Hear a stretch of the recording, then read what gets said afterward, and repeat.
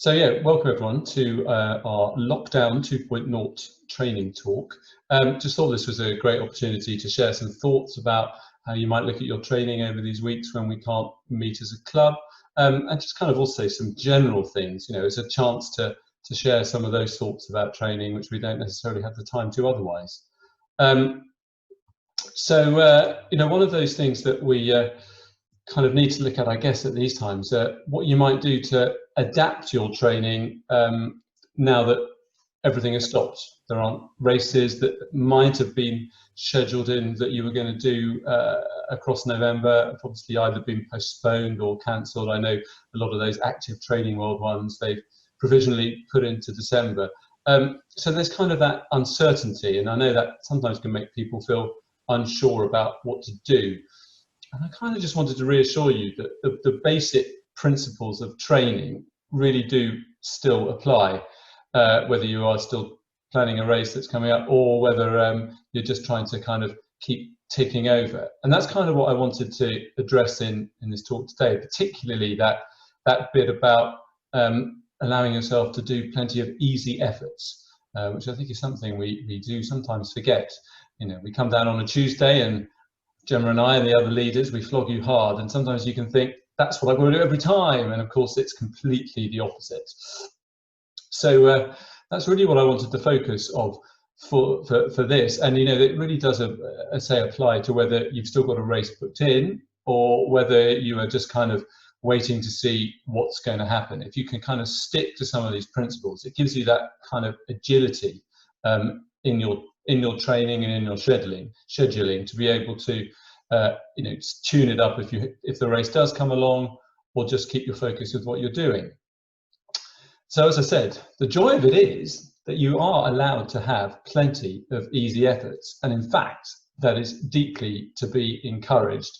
But before we sort of go any further with that, I thought it might be kind of a useful thing to refresh our memories about those kind of basic principles of training, if you like.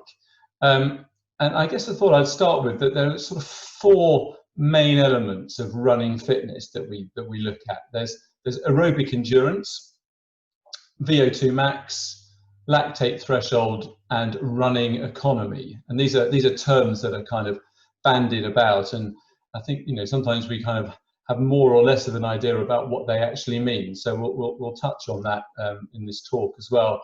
There are, of course, additional elements that we always want to look at, such as strength and conditioning, nutrition, rest and recovery, of course, which is very much an element of training, often overlooked as well, and it really is a crucial bit of training. But I suppose my message is that aerobic fitness, that is what has to form the basis of your overall training, and that's for a very good reason. That the overwhelming majority of running that you do, in the races that you do from any distance from 5k up, are going to be predominantly using your aerobic energy system, and that is why we need to make sure it's at its best it can be.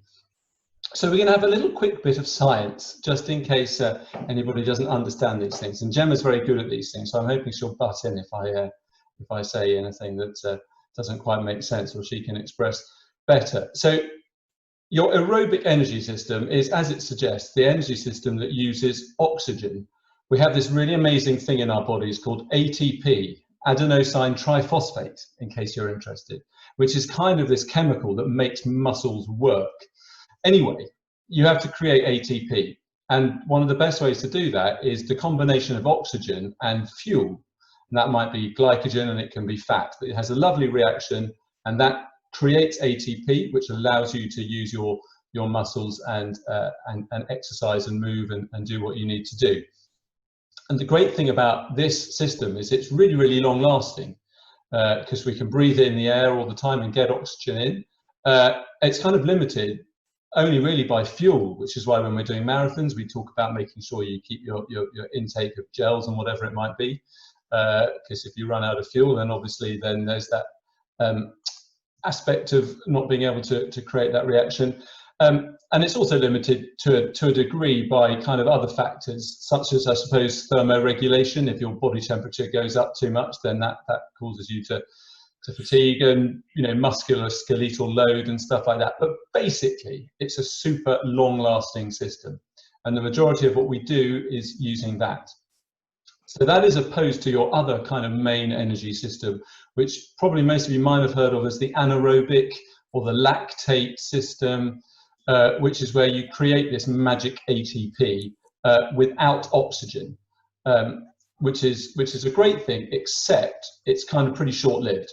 You can only sustain using that on its own for maybe 90 seconds or so. It's the sort of thing that 400, 800 meter runners will be using more than anything else. So we don't have much of a call on that in its strongest sense. We do use it, of course, maybe for a sprint finish at the end of the race, but otherwise we're using it in a very small proportion. I mean, it's always there to be absolutely accurate. You're always using both systems at the same time. But in, say, something like a marathon, it's kind of 99% your aerobic system, and your lactate system is just there as a separate thing. But we'll come on to more than that in a minute. But it's just that emphasis that the aerobic thing is your absolutely key element that we have as endurance runners. Common terms that you might hear, which we talk about, which I mentioned before, which is just worth looking at. So, and these are all these do have a link with your aerobic system. So VO2 max. And VO2 max is your maximal oxygen uptake, i.e. how much oxygen you can physically get into your body and then into the blood to send around.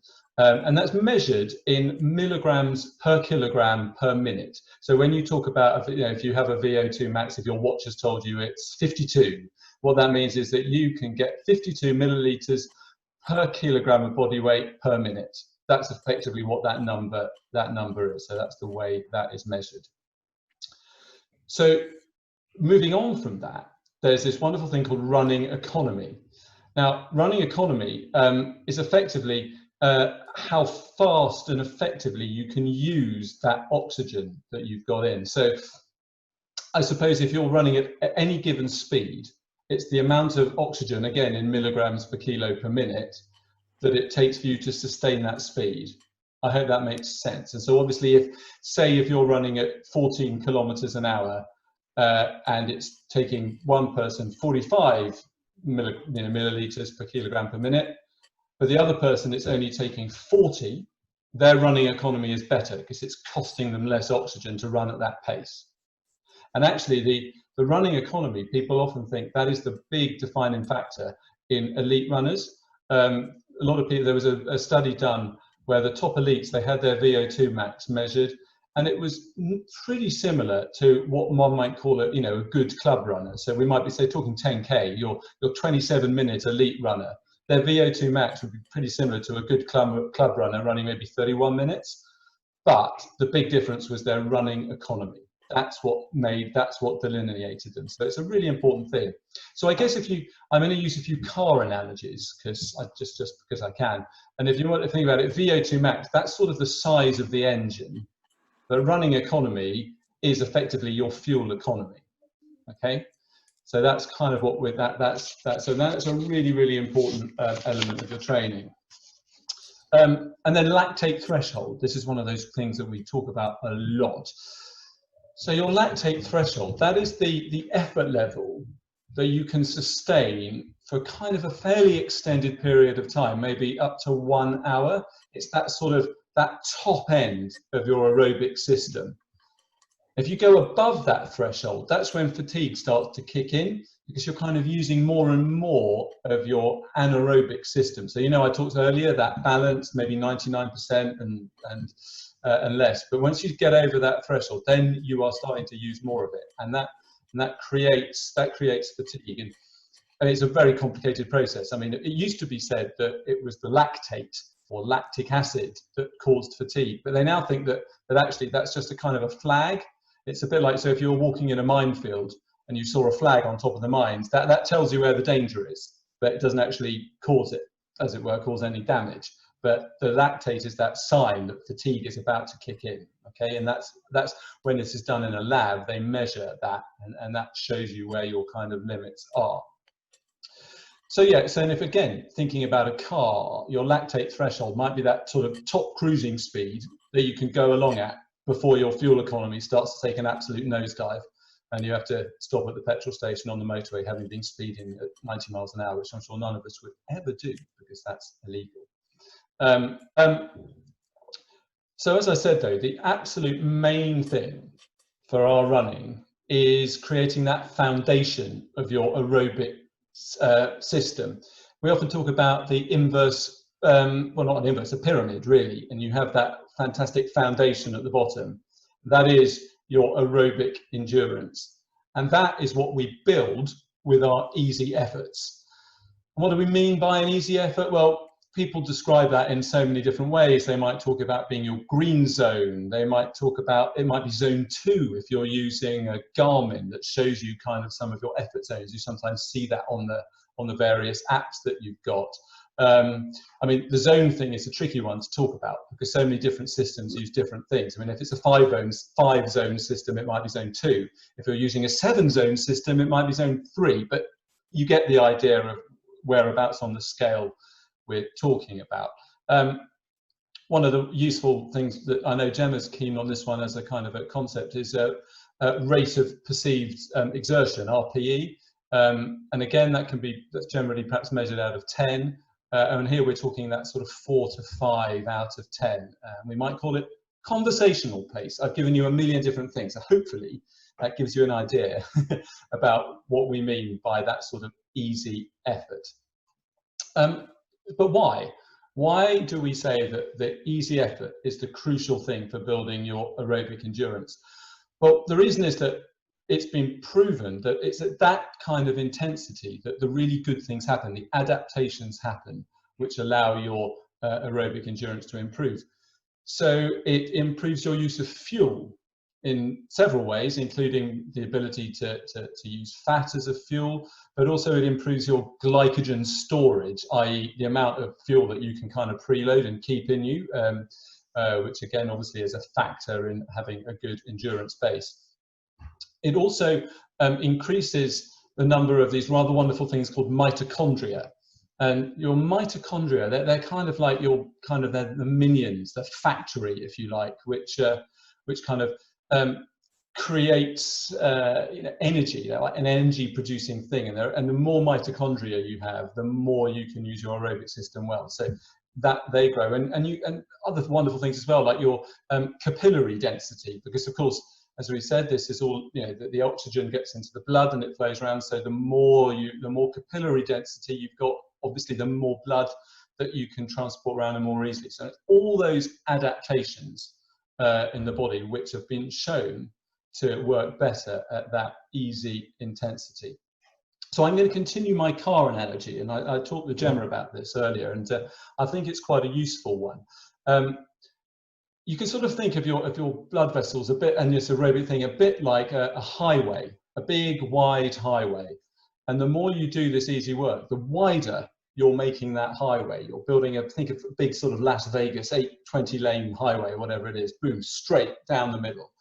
And the wider that highway is, the more capacity you've got for aerobic endurance. And so you can sort of then think your anaerobic bit, that other bit, that top 1-2%, that's kind of, think of those as the gnarly little side roads that you might have to go down if the highway is completely full. So you feel that it's totally congested and you think, oh, I'm going to take these gnarly little side roads. Does that make sense as a sort of a funny analogy? I've got to say I nicked that from an excellent podcast, which I can recommend, called The Real Science of Sport, by a couple of South Africans, a South African sports scientist and journalist. It's thoroughly to be recommended. And they go into a lot more detail about this sort of thing if you want to listen more and learn more about it.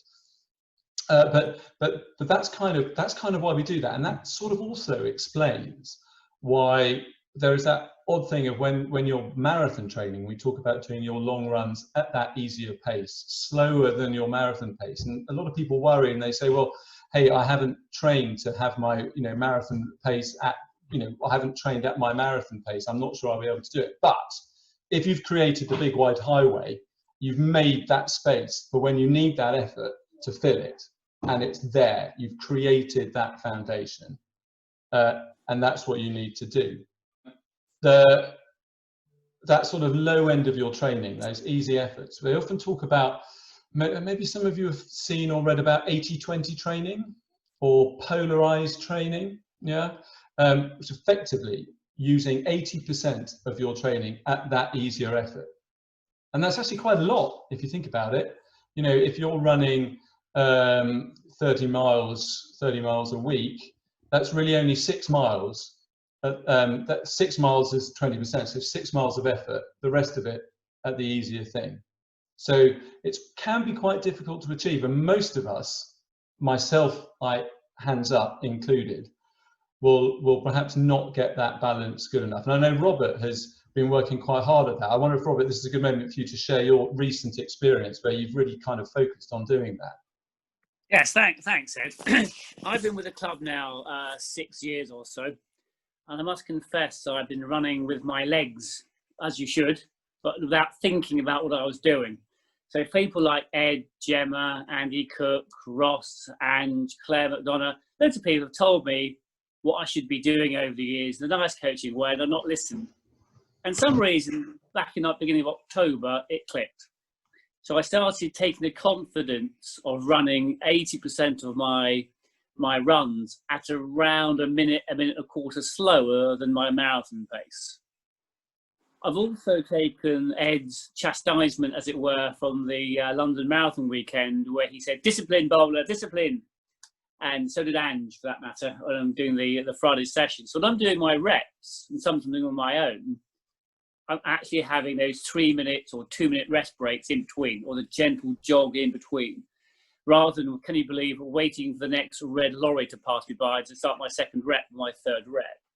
So by disciplining my running in terms of the long, slow runs, or even the short, slow runs, by being properly disciplined in my reps, I now do one tempo run a week.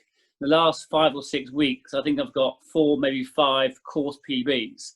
So I'm now seeing those effort sections coming down maybe as much as 20 seconds a kilometre faster over the last 6 weeks than I was even in the summer.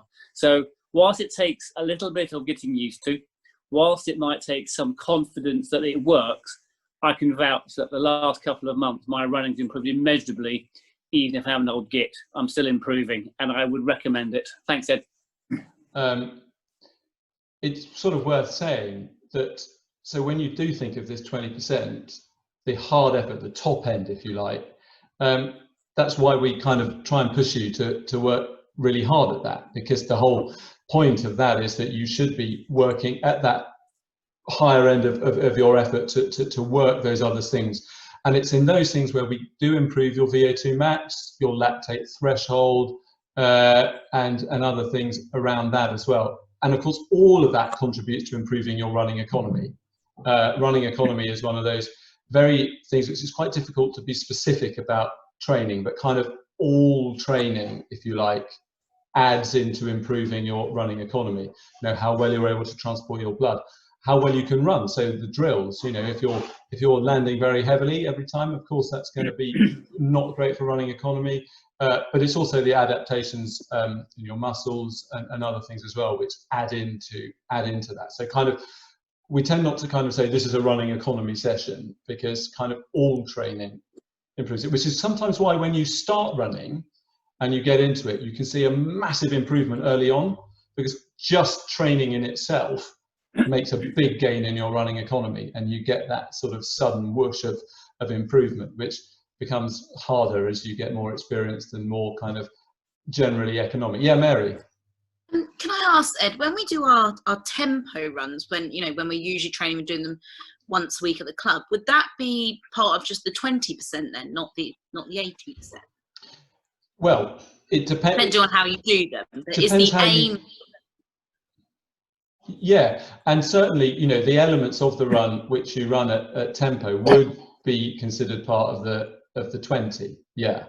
But if you think about it in a tempo run, if you're running 8 miles, you might run the first 2 miles as a warm-up, 4 miles at tempo and 2 miles cool down. So, you know, that contributes maybe, you know, 4 miles at that sort of level. So yeah, I mean, which is, and it's interesting you say that. Now you can sort of think, crikey, that's suddenly I'm counting up the miles and trying to realise how much of it I have run at hard effort. I mean, it's why I often try and ask people to run 4 times a week rather than 3, because then to be able to get that additional kind of easy aerobic run in allows you more space to do some of the harder training, because you're getting that balance right. Naomi, yeah. Sorry, you've already said, but is the 80-20 as something to aim for? Is that time or miles? Really good question. I would say that it could potentially be both, or either. I mean, I tend to think of it in miles, but sometimes it might work out that it's time, because if it's, say, a hard hill rep that's at a certain pace or something like that. So I think, yeah, I mean, it can depend on exactly what you're doing in the week. So that's a really good question. And then that's probably why, you know, understanding what your running is over the course of a week. And this is kind of, I'm getting to the nub of it, is trying to kind of plan your week so that you can be able to do that. Gareth or Gemma, I don't know which one it is who is asking the question, but you have your hand raised. I've been running my Thursday runs generally much slower, so at the same kind of pace as my Sunday runs, so sort of 9:15s. Is there a lower limit on the distance to run that will help with endurance? I mean, for instance, if I was to only run 3 miles, would it be worth it? Do I have to run, or do I have to run 6, 7, 8, 9 miles for it to be worth it? No, I mean, they all contribute. They really do. You know, just your easy 3 mile run, that's all adds up to your aerobic miles that you're doing in the week, which is why those small recovery runs can be absolutely brilliant, because they are contributing to that overall aerobic mileage. No, very much so. No, there's no minimum or anything like that at all. Definitely not. I would probably have a think about, I know there's no races and things coming up yet, but it's not exactly as if you're going to leap straight into a marathon. So those, what we deem as long run, medium run, short run, is all relative to the event or the thing that you're training for. And if it's not a marathon, then you can scale it down. It can still be a long run of 8 miles. If your shorter run is 3 miles, your medium one is 5. So I don't know, that's maybe another way to look at it. We always think of long runs as really, really long, but they're still like relative compared to what you're training for, I guess. Definitely. And Gemma, I was just wondering, I mean, when we were talking earlier, you were saying about how you found that, you know, your aerobic base has disappeared a little bit with some of the training you've been doing. I wonder if you could just expand. Yeah, sorry, I got my internet dropped a little bit when Robert was talking. So I've been effectively, I'm lucky I can race within lockdown now. So I have been racing now since July, which means that I would say 75%, maybe 60-70% of my training is all at that effort. And I've got good at racing, and I can still do that effort. I haven't got worse. But equally, I haven't got any better, even considering I'm training all the time. You know, I'm racing all the time. I should be getting better. The problem is I'm losing that big base at the bottom. So the bit that I've got at the top is just getting smaller and smaller because I just haven't got that base of endurance. So I need to go back to the beginning, build that base up again so that my top bit can be much bigger. And hoping I can do that kind of over winter, actually. It's kind of fallen quite well with this talk, and it's quite nice actually to not maybe have to work so hard in the same way for a period of weeks or months. I'm quite looking forward to not getting out of breath.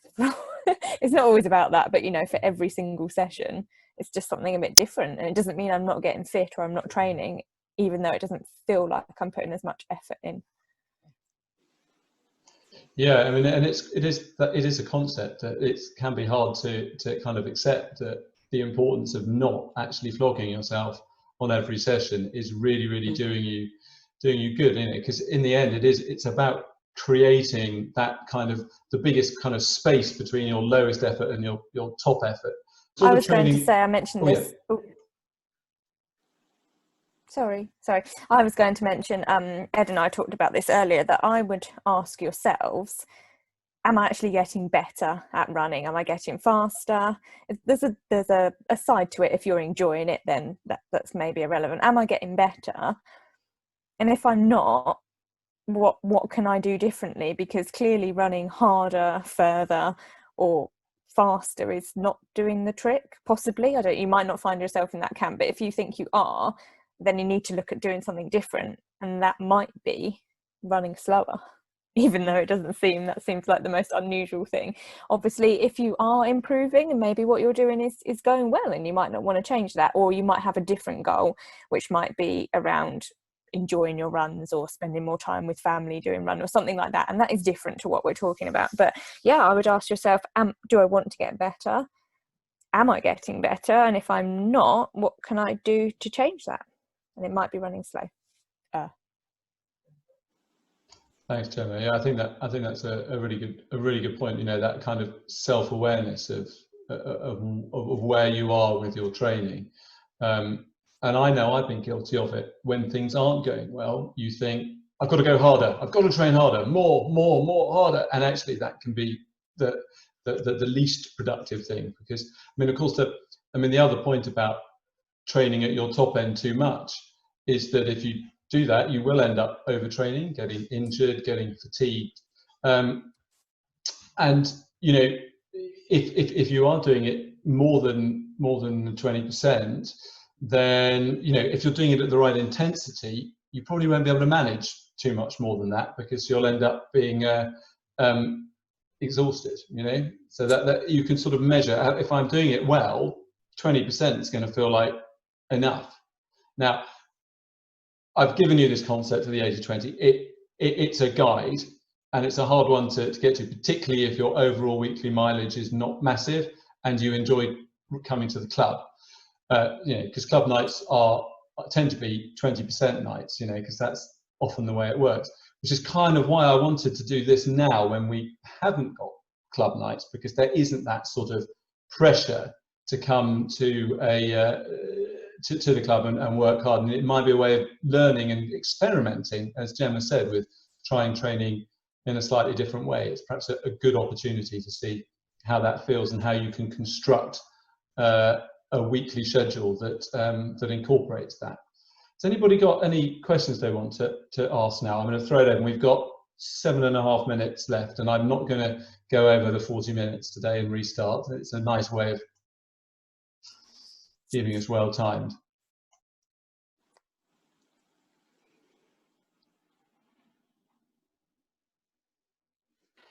I would